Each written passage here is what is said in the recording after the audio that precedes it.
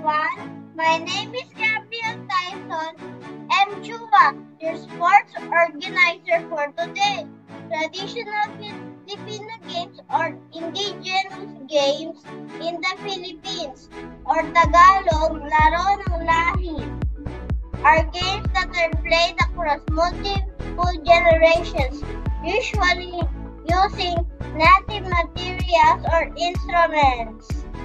In the Philippines, due to limited resources for toys, children usually invent games that do not require anything but players. Tug war is a sport that directly puts two teams against each other in a test of strength. Teams pull on opposite ends of a rope, which the goal being to bring the rope a certain distance in one direction against the force of the opposing team's pull. Tumbang preso or knock down the prisoner, also known as tumbalata, knock down can or batolata, hit the can with a stone, is a Filipino traditional children's game. The game involves throwing a slipper at a can or a bottle, which one player, the taya, attempts to guard. The game is usually played in backyards, parks, or in streets when there is little traffic in area.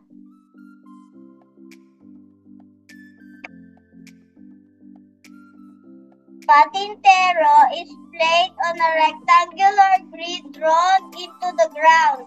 It is divided into 4 to 6 equal parts by drawing a central lengthwise line and then 1 or 2 crosswise lines. The size of the rectangle and the number of subdivisions can be adjusted based on the number of players. The individual squares in the grid must be large enough that someone can stay in the middle, out of reach of someone standing on the lines.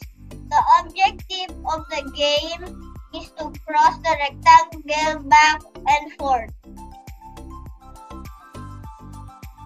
I hope you will enjoy our upcoming intramurals and let us continue this traditional Filipino game to enrich our culture.